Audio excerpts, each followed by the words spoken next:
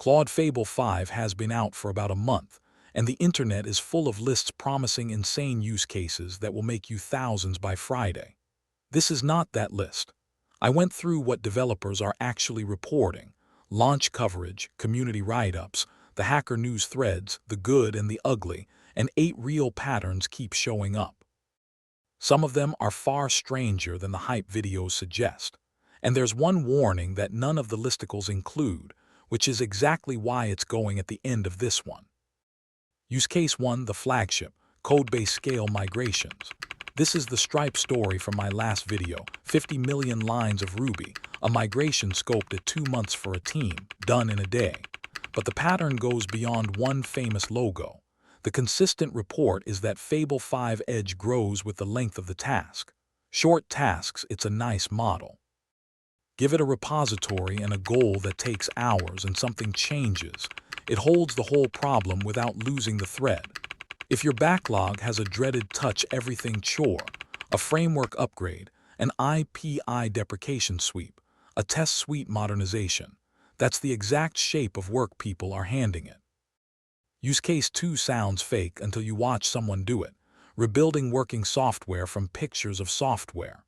In early access, one team reportedly handed it screenshots of a web app, no code, just images, and got back a working recreation of the source.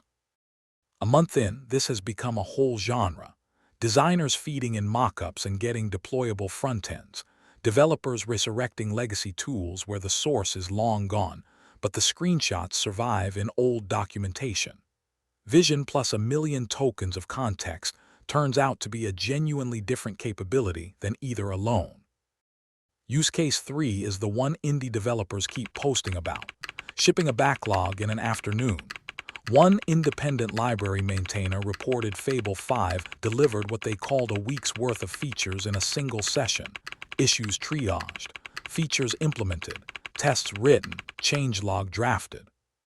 The economics here are the interesting part.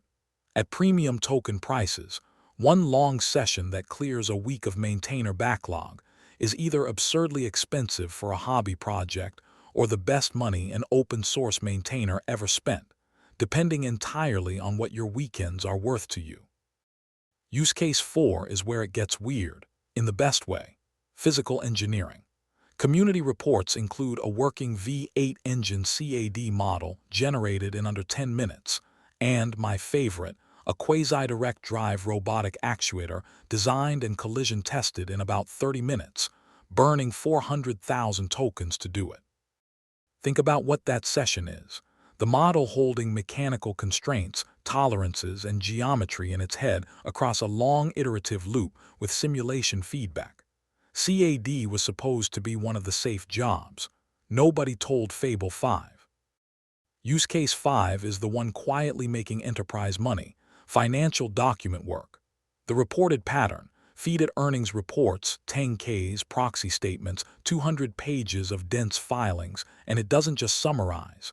It reasons over the numbers, builds investment theses, models credit risk.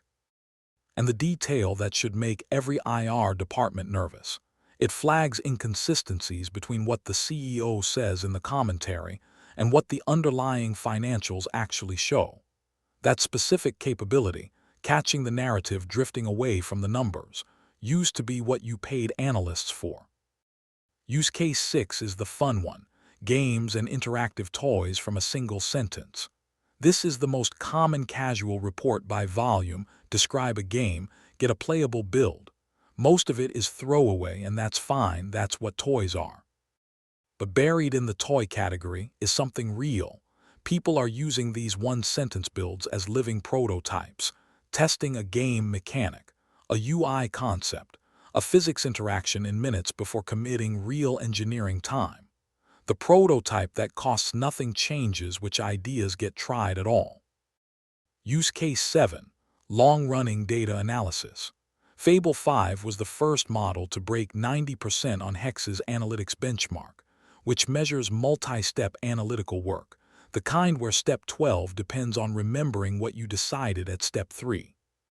The real-world reports match: multi-hour analysis sessions over messy data, where previous models would lose the plot halfway through. If your work involves handing a model a pile of CSVs and a vague business question, this is the measurable jump. Use case 8 isn't a task, it's the meta pattern behind everyone getting outsized results, and it showed up in almost every serious write-up. The people winning with Fable 5 aren't asking it questions. They are designing loops. Assign a goal, not a prompt. Define the feedback signal tests, a simulator, a validator, anything that tells the model how it's doing. Define the done condition. Give it memory across sessions. That's it. The model is the engine, the loop is the machine. Every use case in this video, the migration, the actuator, the filings, is that same loop wearing different clothes. Quick practical note before the warning, because the price makes people start in the wrong place. Don't make Fable 5 your default. Sonnet 5 became the free default for every Claude user on July 1st, and it handles routine work fine. The move the experienced users describe. Work on Sonnet until you hit a problem that's loop-shaped, long, checkable, worth finishing autonomously, and escalate that one job to Fable. And if you're on the IPI, turn on prompt caching before anything else. Reused context is 90% off. And in loop workflows, almost everything is reused context. Now the warning the listicles skip.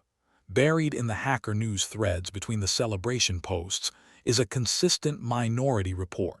Fable 5 can fail unpredictably on completely ordinary work because of its guardrails, not its brain.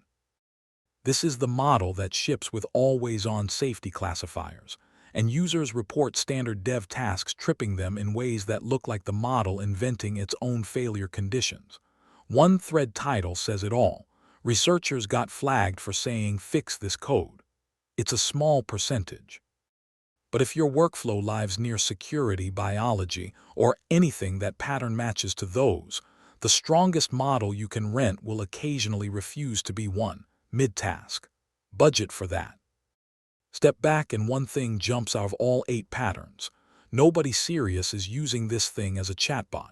Every high-value report is goal in, artifact out, a migrated codebase, a working app, a tested actuator, an investment memo. The chat window is becoming the least interesting way to use a frontier model. And that reframes the price completely.